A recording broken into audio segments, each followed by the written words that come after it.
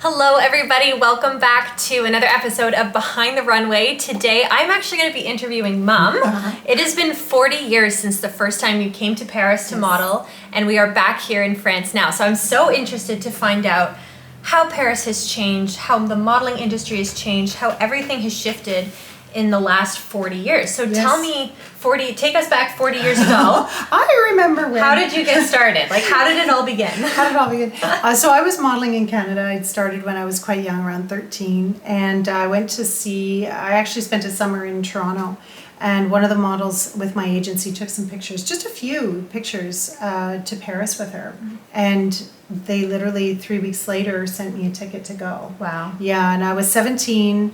Went over with $200 in my jeans pocket. I had no idea what I was doing, did not speak French, couldn't find my way around. In the beginning, they literally handed me a list of 10 photographers and appointments to go to on my first day and a map. Off you go. Bye now. Off you go. And off I went and started literally pounding the pavement. And I was here almost 3 months. And it was a slow start, I came, the first few months I didn't do anything. And then that last month I shot my first cover. So that was really exciting and kind of got the ball rolling. And I came back a few months later after Christmas and basically stayed. And I love this city. Yeah. This is a city that breathes all the time. Like you can feel it breathing and moving. And I love that. And when it comes to fashion, it really is just sort of ingrained in people. You can see it now, We're walking out the street and all of a sudden I'm thinking, all right then, the runners have got to go. You get so comfortable in the way we dress and that's okay. But I love the fact that you would never go out with wet hair here. Oh my gosh. Without a scarf. I went out with wet hair the other day. I know, and I was like, all eyes are on me. I need to go home, dry my hair, and go get my out. stuff together, right? Get Put it on a together. scarf and leave. Put on, where is your scarf? There you have to have a collection of 20 scarves. But I love that, and it's so fun to be back, and that hasn't changed. Still people are the way they walk around the streets, even to just go out and get lunch. They're just so pulled together, and I love that. And you were back and forth, Paris, Canada for how long in your modeling career? 10 years. 10 years. Yeah, and I also had agencies in Zurich. I had agencies in Germany, so in Hamburg. And so I was moving around quite a bit. I went to Milan, but I preferred working in Paris. And so I moved around a lot. I was always on a plane or a train going somewhere. Yeah, so this city has so much space in your heart. It really does. And it's interesting because, the opportunity for huge amounts of nostalgia are there, but I really want to move forward in my new moment in Paris and not sort of look back and I remember when, I don't want to do that. I'm here this time as a 58-year-old model to work and to just push my work forward at a really interesting age. Oh, that's really neat. So you left Paris for the last time around 25. Yeah. Did you ever think you would come back to model? Never in a million years. No. Never. At that time, 25, they were already kicking me out the door. It was time for me to really move on, and it just was not, there was no age diversity at that time in fashion at all, unless you were wearing, you may be doing adult diapers or something like that, but it's true. And now we're seeing fashion for everyone, for every age, and women are wearing the coolest. You see Valentino has models over 50 in their shows. Gucci, everybody's doing it. It's now just part of the mainstream, which is fascinating to me and so cool to be a part of it. Like I'm so excited to be a part of it, even if it's in a small way, to participate at this fascinating moment in fashion.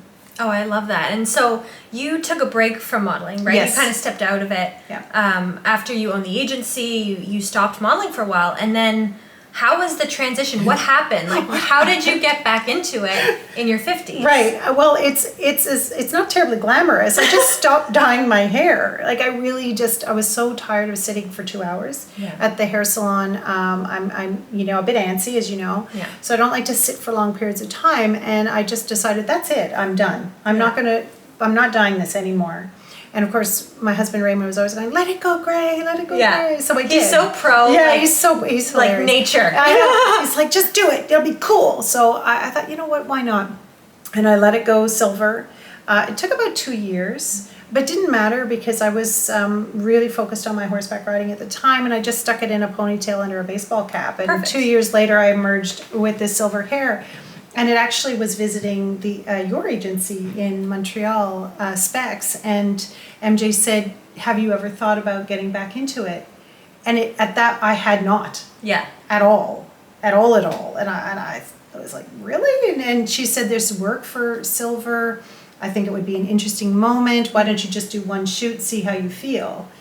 And of course, I stepped on set for the first time in 25 years, and it was like being at home. Yeah. You know, I just loved it. I loved it. The creative process, the camera, the click, the rhythm of the day, you know, working with a photographer, that energy that you have on set, you can't really find that just anywhere. So immediately was excited about the opportunity, and I really thought, you know what, I'm just going to see how this goes. I'm going to take it 1 month at a time and see if I start to work. And then of course I started to work, and I did my first fashion show back, and then I did a campaign, and then I found an agency in Toronto. I'm with Elite in Toronto, and they're amazing. And I started to work in Toronto, Montreal, back and forth, and all of a sudden this momentum started to happen, and I'm like, wow, let's go. I'm in my 50s, and I'm wearing cool clothes, and it matters, and I'm not sitting at home thinking about what used to be. And all of a sudden it felt like it was relevant and a good time to do it. And I loved it. And then I came here 2 years ago, and I thought, well, I'm going to Paris anyway. I might as well see if I can see some agencies. And I'm at my agency Silver, and they've welcomed me here for this, 6 weeks. And I'm excited for what happens. And, if I do, like my first trip, if I do one job, I'm still moving forward. And just being back in this vibrant city is amazing. Oh, I love that. And I grew up with your stories, right? I grew up with all of these stories of Paris, of the drama and the beauty that is Paris. And I've always romanticized it and dreamed of it. And I love hearing, I could listen to this story over and over, but I want to know, now modeling at 58. Yes. What does that mean to you? Like when you look at pushing that kind of forward, what does it mean to you? For me, I love the fact that I can be involved in a vibrant industry at any age. And that just because I'm 58 doesn't mean I have to wear elastic waist pants. You've heard me say that. Throw away the granny panties. I have no granny panties in my life. There aren't any. And I can be relevant, and I can pass that message on to the people that we work with. Of course, we coach, right? We coach young models into the business, and we help them. And this is my way of being so at the pulse of it. So I'm not handing down 1980s messaging and 1980s information. It's happening now. What's happening today in fashion. And so being in Paris and being able to absorb it in the streets, in the language, in the shops that we've been going to, and then working on top of that, it becomes part of you. And so to be able to then pass that on to people is so exciting. And I love that. I love to be able to help people find their way into this industry, because, it comes, there are some negative bits to it for sure. But what an amazing way to travel the world. I've seen so many countries. I've worked in North Africa. I've been to Switzerland. I've been all over with this business, and it's fed me my whole life. So from my perspective, yes, of course, there's always going to be those moments where it's like, well, what am I doing?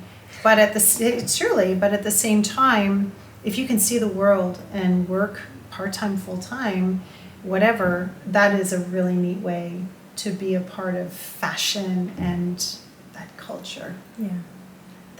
It's amazing, and it's really interesting to see the difference in aging. Yes. From North America to Europe. Oh my gosh. And the one thing, so we're very aware of age diversity and really, you know, the movement of the industry forward is amazing. And we get really so yes. excited by it because it's opening up so much to all diversities. You know. Thank goodness. Thank goodness. It was time. It needed to happen. And what I see here is that, you know, and you can agree or disagree with this, but I feel like women, you know, the aging process is just assumed. Yeah. There's no trying to hold on to any youth. They're not trying to erase it. The women here are vibrant and fashionable at literally every age. Oh my gosh. From these tiny little babies to like these fabulous, you know, women over 75, over 80. Oh yeah, I saw a woman hop on her scooter the other day with a foulard. And it's they carry this poise and this assumption of chicness and attitude, and they're just so... It's an attitude. But it's not a negative attitude, right? It's so positive. It's so, I'm comfortable in my body. I'm comfortable in my age. I've earned this. Yes. And I love that. And it's not a criticism of North America, but it is I embrace this. This feels very close to my heart because I like my age. I'm proud of looking back and where we're at and being able to do this at this age. I'm happy that I'm 58, you know. I'm happy to be here. You know? So I love the idea of just embracing it. And you can still be chic, you can still be cool, you can still wear tights. Tights are in. Woo! Tights are in on all fronts. We got brand new tights and mine ripped within 5 minutes. But it's okay, we're gonna get fine. more. It's fine. But thank you so much for sharing this because it must be, I can only imagine how nostalgic yet new it feels to be back literally 40 years later. If I could maybe describe it as an energized nostalgia. You know, like there's moments where I go, oh, I remember that. Yeah. But, you know, it's an excitement for the future. And it's exciting without being, I remember when. Yeah. Oh, I love that. But there are still some flashbacks. Yeah, you gotta still watch. You gotta watch where you walk. Yeah, There's the bikes poop everywhere. Oh, yeah. The bikes. Oh, one almost took me out today. That would have been the end. And the dog poop, of course. Of course. Yeah, but you wouldn't want that to change. It wouldn't be no. Paris. I mean, it's part of it. And the way people yak and yell and scream. Yes. Like the first day we were so here. Passionate. So passionate. So there's always going to be the good stuff and the bad stuff, but it is the most beautiful city in the world. And if I can ask you one last question, you know, how is Paris? Does it feel the same to you? Does it feel like it's changed? Like, how does it feel to you? You know, the city. It's remarkable. It feels exactly the same. It really does, and it makes sense. The architecture's been here forever. It's the light that's so beautiful here. It has a light that is very special. So it hasn't changed. It still has the same energy. It still has the same chicness. It's still noisy. Yes. And I like it. Oh. Well, thank you so much for talking with us. We're so excited for the next few weeks here. Stay tuned in. We have lots of really interesting conversations that we want to have. So please stay tuned. Let us know what you want to hear, and we will see you next time on Behind the Runway. Bye, guys.